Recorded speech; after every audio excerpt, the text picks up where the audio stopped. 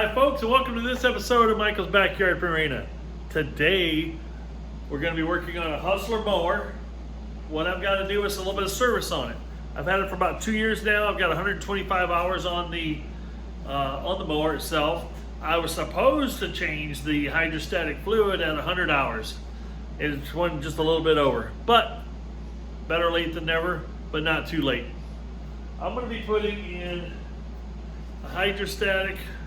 This is Hustler's hydrostatic transmission oil 20W50. Says it provides service protection, 750 hours of protection.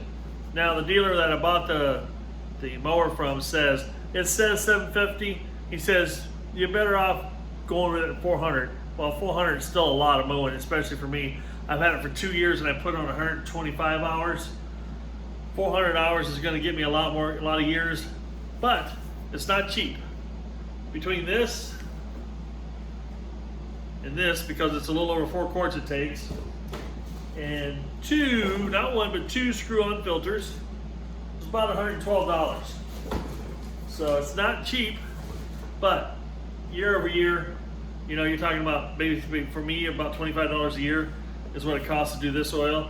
And I do the engine oil is about every 50 hours, which is about every year. So it's really, changing oils and doing that kind of maintenance is like the cheapest insurance you can buy to get a lot of life out of your mower. Without further ado, let's get busy. This is the first time I've ever done this. I've watched a couple of videos of other people doing it, and you and I are going to do it together.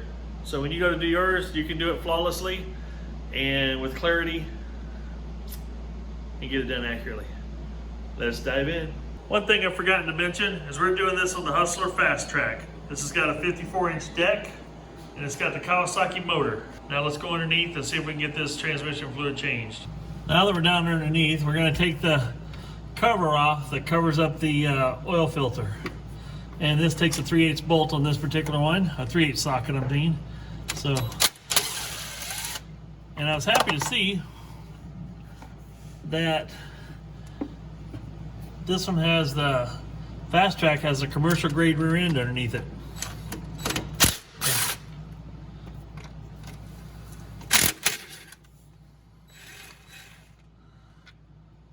We're gonna get all the rest of the loose stuff from around it.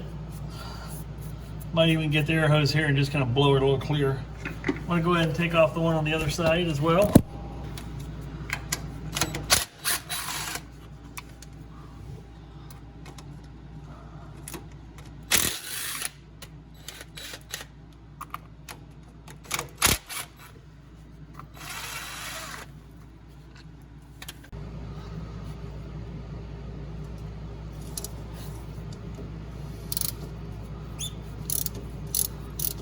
I'll go ahead and pull this off.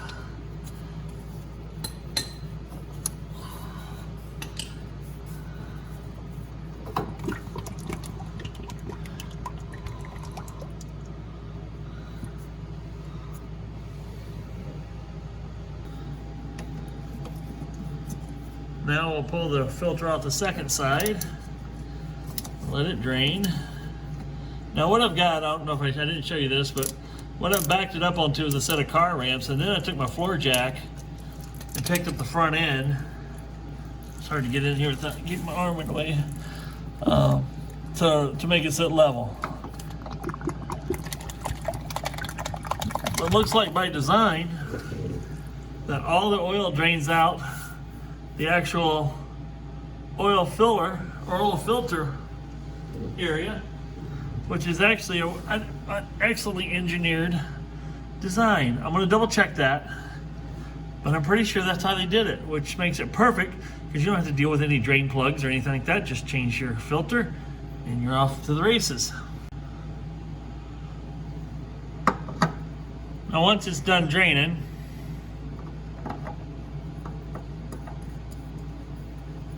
go ahead and screw your new, wet the gasket down with a little hydraulic oil, and then tighten up your new filter, and then you put your filter guard back in place.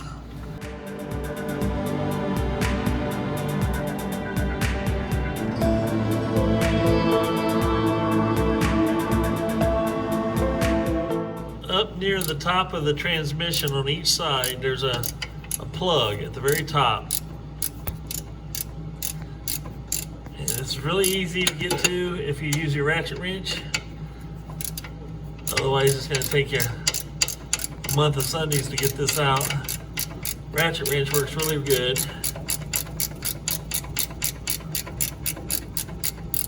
And it has resistance all the way out. There we go. This is what the plug looks like. It's got an O-ring on it. Anyway, remove plugs on both sides. Will be next, you want to make sure the tops of your reservoirs, before you remove the caps, are very clean. You have on this particular model, you have one on each side. I'm going to park this right in the middle to see if we can just manage both sides from one shot. Now I've got a very clean funnel here. I made sure it was spotless. And I have 1 quart bottle that I'm going to start with that is full. And it says it should take a little over 4 quarts to do both of these. So I'm going to dump 1 quart in here.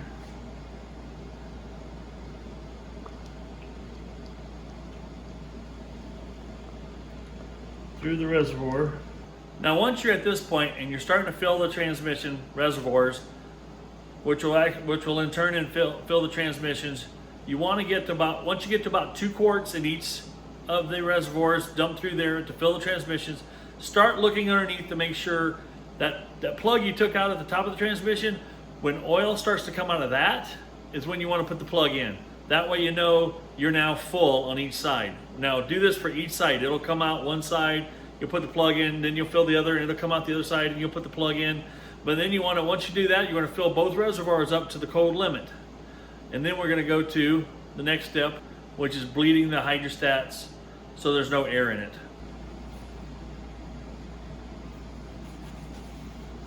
This looks like it might take a minute or two, so I'm going to go ahead and fill both of them up and let gravity work its magic.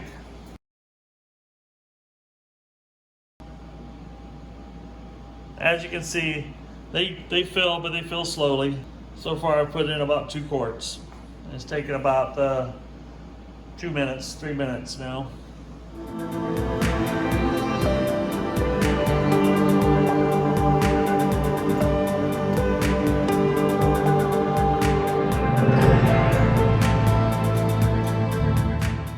Now under here there's a hydraulic bypass that you want to, that slides around, floats around. You want to pull it and push it over to the left and lock it in.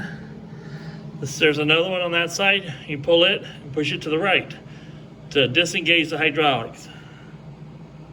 Now we're going to bleed the system in case there's any air trap. So we've got the rear end off the ground. We've got the hydraulics disengaged. We're going to start it up. Then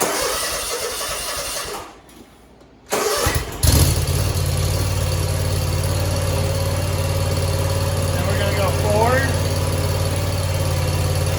back.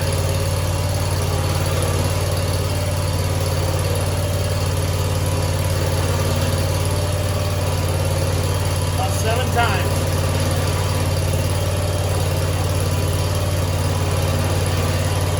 Nice and gentle.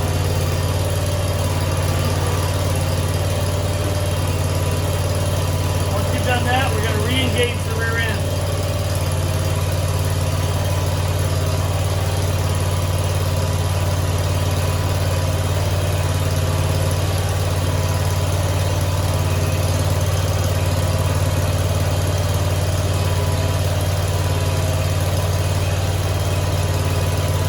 Then we're going to go forward and reverse 7 more times.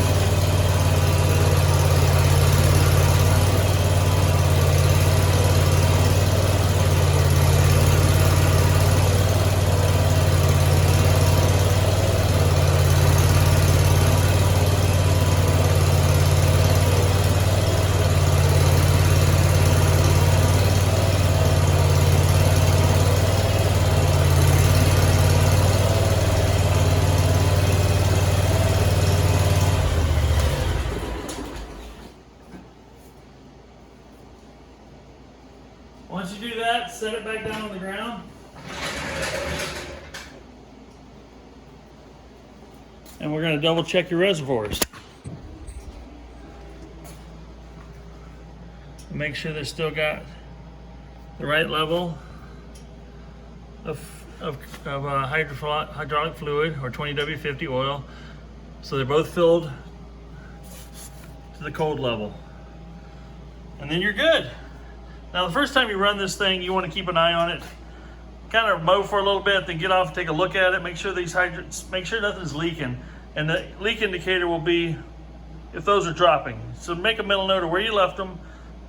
That way if they drop, you know something's went wrong and you gotta address it sooner than later so you don't wreck your hydraulic rear ends. That was easy. Well folks, that was actually pretty easy overall. Now one thing I did do is I took a paint pen and on the side of where the engine case, on where it's visible behind the rear tire, I wrote 125 hours on there. Because I do that on my cars. When I change the automatic transmission fluid, if I change it at 50,000 miles, I write 50,000 miles under the hood in paint pen. Do I care if anybody else sees it? Do I care if the next person on my vehicle sees that I wrote underneath the hood of the car? Well, they should be happy because they'll know that somebody took care of that car and somebody took the time to write down when they changed transmission fluid. Your car has an automatic oil life management system on it. That'll tell you when you need to change your oil. It does not have that for the transmission. Same way for these things. It's got an hour meter on it, but the hour meter, do you remember when you changed your oil? Do you remember when you did? I know every 50 hours on the lawnmower, 50, 100, 150 is when I change the oil. That's easy. Trying to remember every 100 hours, like I just changed it after, you're supposed to change that one after 100 hours, and then you're supposed to change it again after 400 hours according to the dealer. So am I gonna remember at 500 hours I need to do the transmission? I do know the 400 hour interval, so yes, you could remember it, but I'm a busy person. I got a lot of things going on in my life. It's easier just for these notes to be laying around for me to see and know when to do them. So anyway, that's my little tip for you. That wasn't that hard to do. That was actually pretty easy to do. I haven't seen any videos out there for the Fastrak that I've got here. And I think they told me that one step up from this Fastrak, you go commercial grade. Now the cool news is the hydrostats that were underneath it were already marked. They were commercial grade hydrostats. They should last me a long time. I'm hoping they'll last me a long time anyway. I've got a lot of mowing to do. Pay a lot of money for that mower. You gotta do a lot of mowing with it to make it worthwhile. Anyway folks, hope you found that helpful. I enjoyed doing it, servicing something and getting it back to, I don't know if you call it tuned up oil, fresh oil changes, all that stuff. Just knowing that you got a fresh oil in there or fresh whatever on whatever you do, fresh brakes, fresh anything. It's just nice to know that something's new again and it works as good as it did when it was new, or even better, because now I have full synthetic oil versus the non-synthetic. The full synthetic can go a lot longer hours and work a lot better and hold up a lot longer. So with that being said, get out there and do something fun, folks. I keep telling you that. I hope you're doing it. Don't be afraid to leave a comment that says, hey, Michael, here's what I did fun today. Be happy to hear from you. That'd be awesome. But this is Michael, and I'm out.